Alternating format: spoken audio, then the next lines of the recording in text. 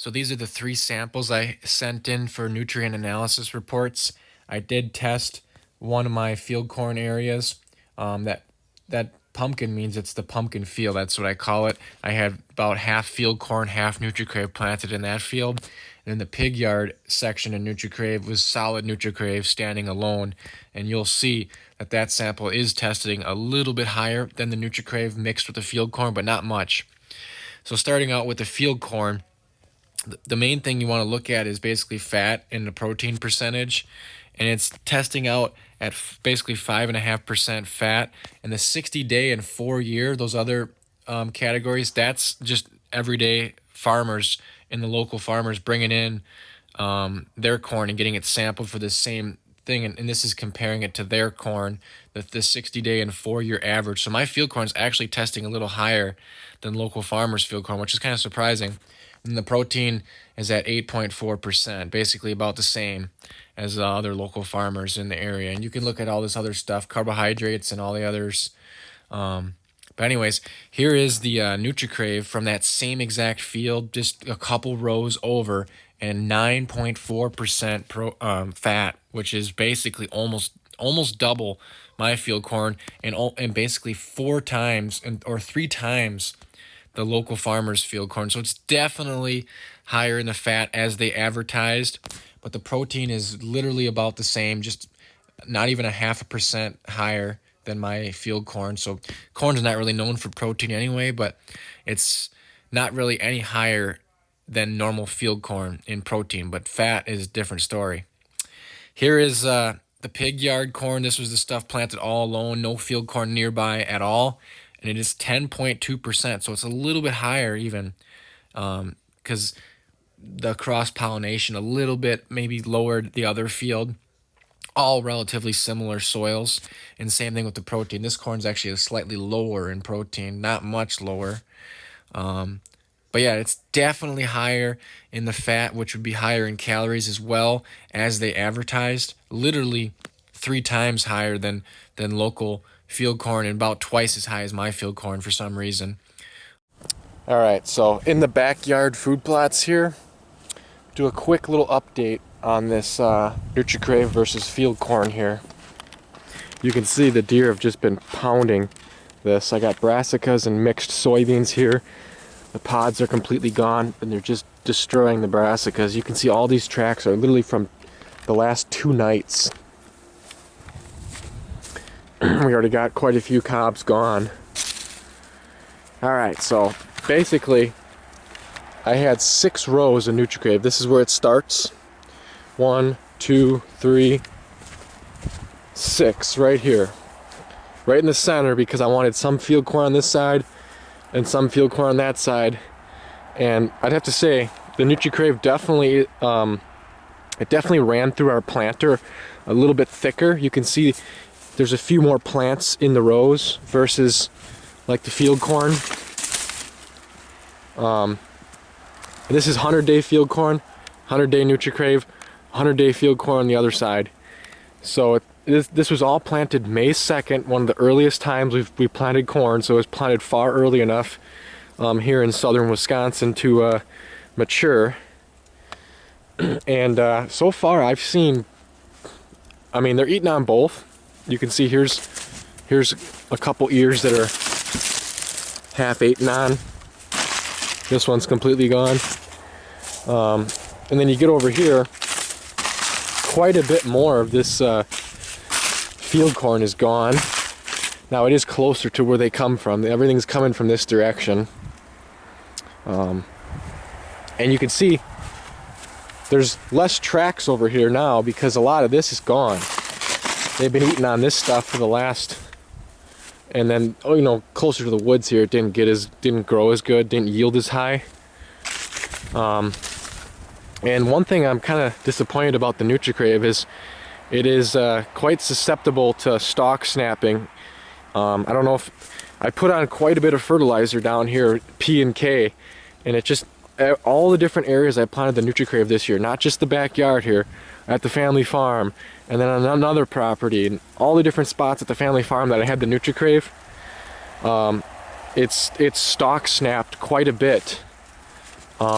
And a lot of these plants, you can see like way up there's where the tassel would have been. This is one of the few plants that's still somewhat intact, and a lot of them snapped off like this right above.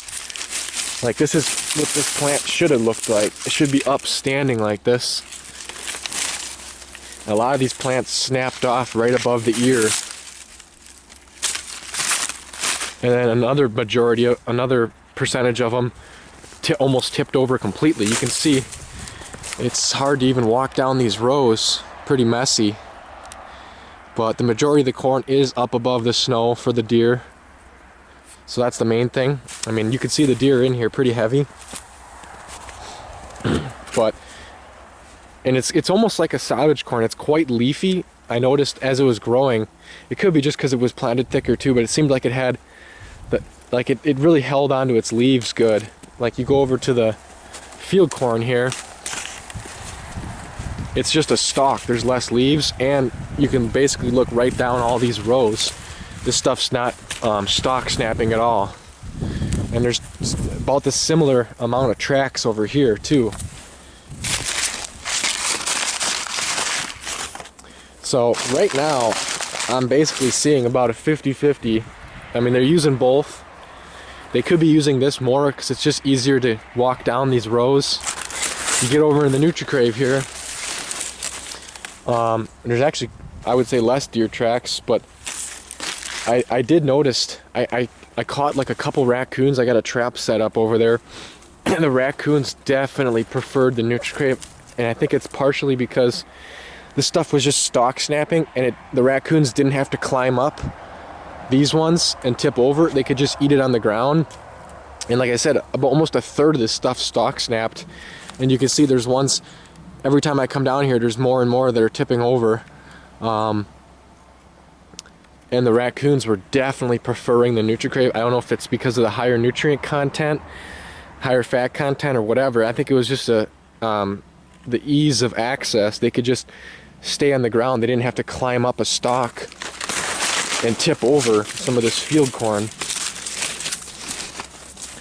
And like I said, it being planted so thick might be the cause of some of this stalk snappage. But I do have a row right here where I double planted the field corn real thick. Or a couple rows here. Some of this stuff, I basically ran the planter over here 2 times in the same spot to get a relatively thick row. And I am getting a little bit more stalk snappage on this row just because these plants are really crammed in here, kind of like that Nutri-Crave row. So being planted too thick probably is partially the cause of all the stalk snappage. But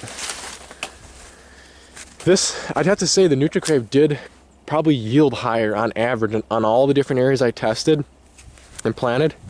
I took a couple ear samples and did a quick couple yield estimations by counting how many rows were in each plant, counting up the kernels, trying to take an average size cob. We got some pretty good sized ears here. Because when this stuff was growing, I mean, the Nutri-Crave was definitely faster growing. It popped up out of the ground literally a day or multiple days faster than the other corn. And like I said, this was all planted the same day, and it was noticeably taller as it was growing. Throughout the whole season, it was taller. It did get taller. It's more like a silage corn. You can see how tall some of these are still. It got noticeably, probably like 1 to 2 feet, probably 2 feet taller than the field corn. And a lot of the ears on these plants that are still standing are pretty high up. This one's a little lower. So right up here, a little closer to the house, these deer haven't made it up here yet. A couple tracks here and there, but this corn is basically completely untouched because everything's eaten down there right now. This will all be consumed later into January, February, and March. We got 4 rows of Nutri-Crave.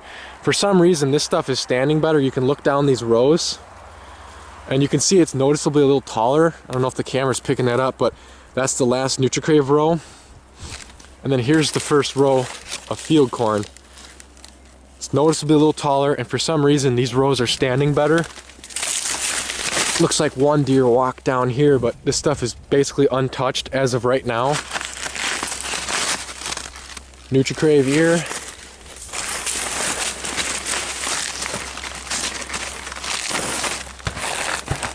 And a field corn ear. You can see stuff is a little taller, pretty much at my neck.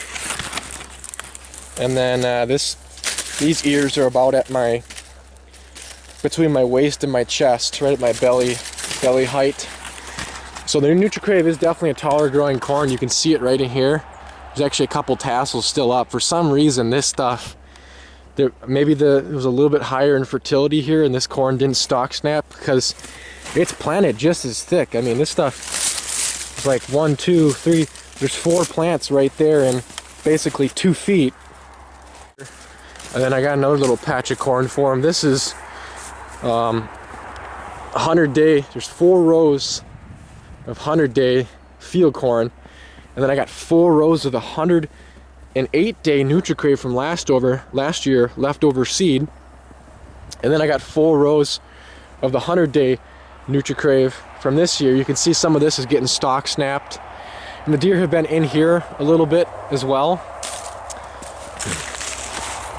So we got plenty of time to give some more winter updates of this stuff, and I'll probably make at least 2 videos of the Nutri-Crave versus field corn, one here and then one at the farm. So alright, so down here in the backyard doing a checkup on these food plots. Brassicas are pretty annihilated. All the major leaves are gone. They didn't really eat on too many of these turnips down here. They actually started to rot and got real mushy. They're rock solid now because it's 14 degrees out, but they ate on all the forage rape and kale pretty good. This was the area I had the soybeans that didn't do too good. They've been gone for over almost 2 months. The beans didn't produce too good here, so I broadcasted these brassicas in. The corn did really good. As you saw in the last update, I think I have 6 rows of Nutri-Crave. This is the first row right here. So 1, 2, 3, 4, 5, 6. This corn down here is pretty much gone. As you go up that way and on the other side of these trees, there's more corn over that way. The field corn from here to the woods has been gone for probably almost a month now. I mean, I might find one in here that's got half of it's still there, but they pretty much had all this field corn gone for a while. You can see there's not even that many tracks in here. And then you'll still find, actually, it might be because they're pretty high up. I mean, this stuff's literally at my chest. This one is completely there, almost at my head, so that's probably one reason why this Nutri-Crave is still here. But even early on, the raccoons stalk snapped a lot of it. That's why it's on the ground, kinda. And these ones have been gone a while, the ones that have been stalk snapped.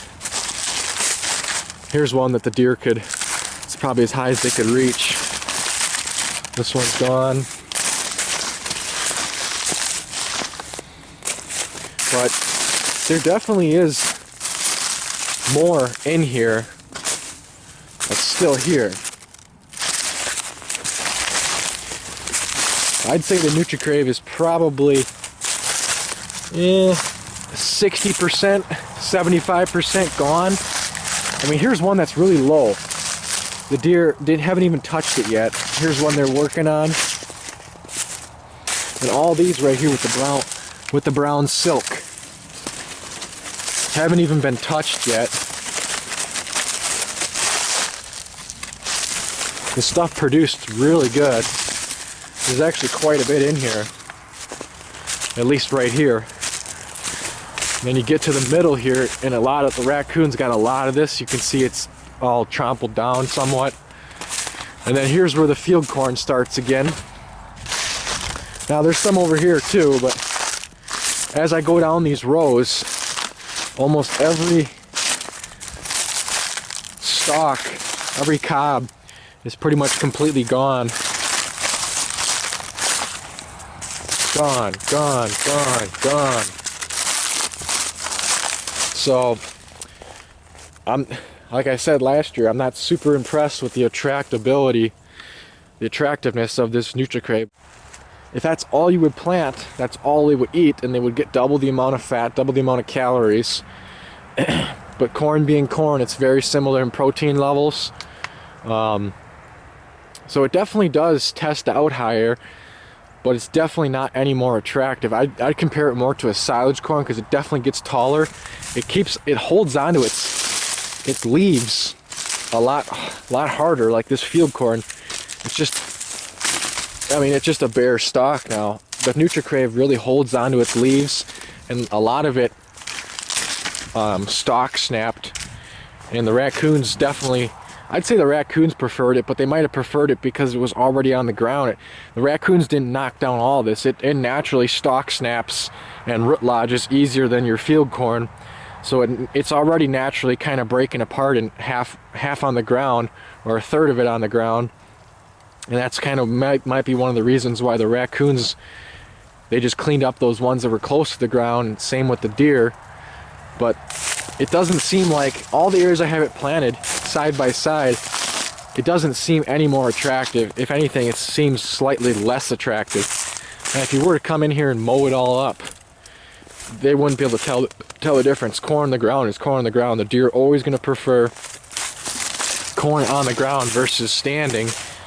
When you have it standing, it lasts longer because then the birds and the raccoons, then every critter in the woods is going to prefer it on the ground, and it'll be gone just that much faster. I want to have this corn as long as I can, preferably into March.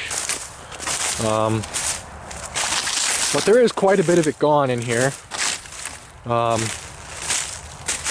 This end might have a little bit here too, we'll see. Yeah, right here's a couple. Haven't even been touched yet. You can see all this stalk. It's hard to even walk down these rows. It's just so messy.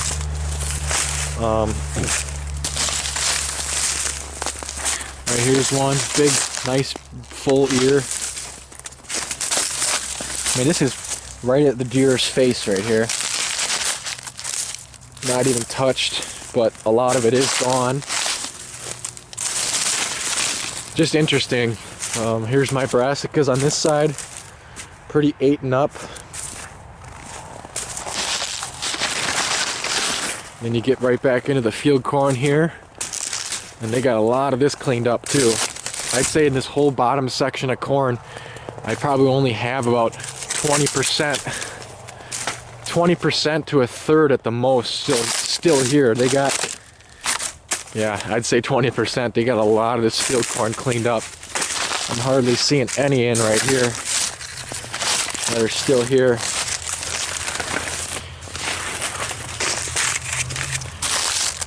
Alright, we'll head up to that little patch of corn, a little closer to the house.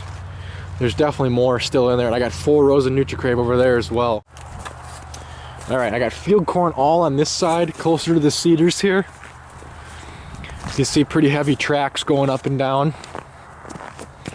And as we get closer to the house, pretty much the tracks just disappear. We've had this snow for 2 or 3 nights now, and there's not even a single deer that had walked up and down these last 2 rows. Looks like 1 or 2 deer walked along the edge here. These first 4 rows are Nutri-Crave, and you can kind of see, it's hard to see on the camera, but noticeably is still taller. This stuff for some reason didn't stalk snap. Stalk snap is bad. Maybe we just, for some reason this plot always does a little bit better. It's a little higher up. You think it would actually do better in the lower ground down there. But anyways, we got really beautiful ears. I mean, huge. You can see they're starting to eat on that one probably last night. Probably this one, yeah. But you go into this field corn here, definitely some gone, but still quite a bit still here, which is good. Like I said, I want to, it's not even February yet, and we're getting kind of thin on corn here in the backyard. A lot of it gone along this edge here. Yeah, a lot of it gone on these first couple rows here, and you get in about 50-50, 50% of it gone, and then right up by the Nutri-Crave here, we got about 90% still here, I'd say.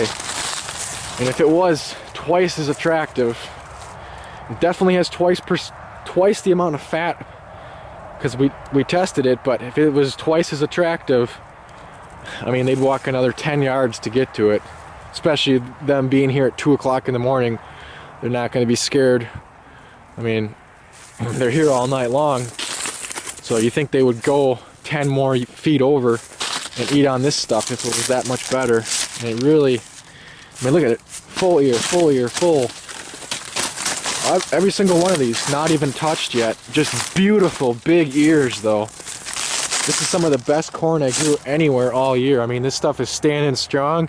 I've had other Nutri-Crave plots crumble apart. For some reason, this must have pretty good fertility here this year. Usually we dump a lot of chicken crap and moldboard plow this under. It's kind of a rocky, sandier clay here. It's not really the greatest soil, but it usually does grow some pretty nice crops. And with it being a wetter year, that's heavy clay down there, no sand. That stuff was pretty saturated all summer. This stuff had a chance to dry out. It almost got too much water down there this year. Really dark red, just beautiful big ears, but only 1 or 2 deer walked through here. So we got plenty of corn in these couple rows here to last us a little bit longer. And then the last little section is right up here. This is a nice little test plot. I got basically 4 rows of field corn closest to the house, and then I got 4 rows of the 108-day Nutri-Crave left over from last year, and 4 rows of the 100-day. You can see for whatever reason the 100-day got a little bit more stalk snappage and just kind of messier and breaking apart faster. This 108 seemed to stand up a little bit better in the middle here. So we go right up to the edge. This field corn is actually pretty well picked over. Quite a lot of it is gone. Couple in here still.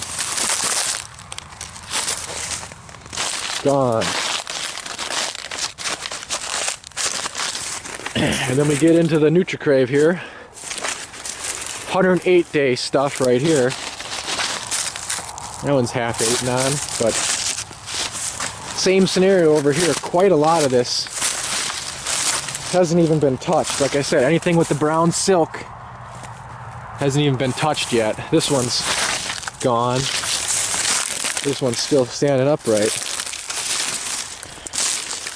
But yeah, it grew fantastic. I suppose if this is all I planted, would be all they'd be eating. So, but side by side, the comparison isn't really that impressive. And then this is the 100-day stuff. Definitely quite a lot of it still. Man, some of these are pretty hard to husk back too. They're hard to open up. Definitely quite a lot of it still over here yet too. So I might have one more update of these backyard plots, maybe not. I'm gonna take you across the road quick and we'll go take a look at them food plots and see if see what it all looks like over there before the snow melts off. All right, so here we are across the road. Pretty much probably about a half acre of corn. And these are all mainly does over here, occasionally some of the same bucks. Most of the bucks are across the road behind our house, coming from more bigger private land woods. These are all neighborhood does over here that live pretty close to these houses. Having all this food over here really helps, you know, these deer from not coming to the backyard and eating up all the food in the backyard, because there's literally usually like 10 to 15 does over here pretty regularly every year. So right in the middle here, we got 8 rows of Nutri-Crave. You can kind of see where it starts. This is the first row of it, I believe. Yeah, you can, I'll zoom in. You can see all those kind of stalk snapped plants on the right, a couple here and there, especially in some of these other rows. Can't really see on the camera. And then the field corn's all standing pretty much upright still. Anyways, let's get in here and look at this. All these tracks from the last 2 nights, basically. First row of field corn is right here. And then here's the first row of Nutri-Crave. You can see the darker cob.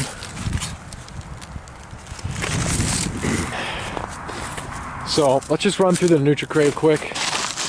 Half gone.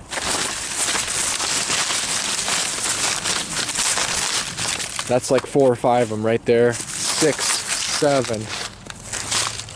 7 untouched in a row. Gone.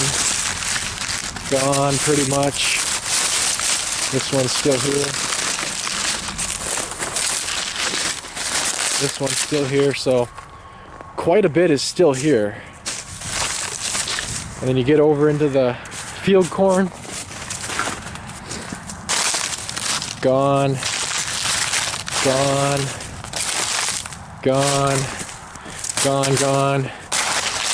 So it's a pretty stark difference just in one, basically a couple rows.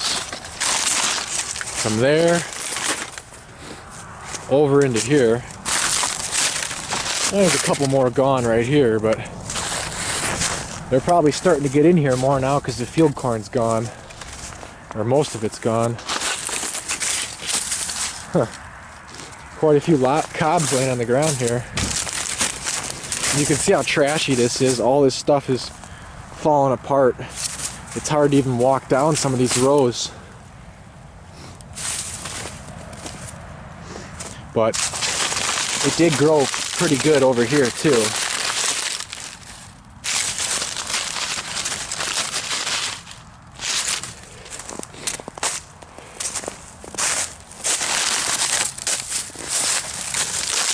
So we'll take a look at what it looks like over there. So here's some of the field corn. I planted some of this pretty thick right here. I double planted, like 20-inch rows. You can see how thick some of this is. Some of this stuff the deer haven't quite got into all of this up here, but they hit quite a lot of it already though. I'm actually, everything over here comes from that direction and kind of that direction, so everything on this far side's pretty well picked over. Even the Nutri-Crave on this end was pretty thin. Yeah, I'm not seeing much of anything in here. Basically half cobs are completely gone already. Right here's one that hasn't been touched. Gone. Gone. Right here's a full one. So yeah, pretty picked over. There's actually probably less corn over here than what there is in the backyard, but about the same, I guess. Both areas are getting pretty thin. It's not even February, so we'll probably be out by March. The month of February, they'll clean it all up probably. So one last look at the Nutri-Crave, and I already see more, a lot more. Right here, 1, 2, 3, 4, 5, 6.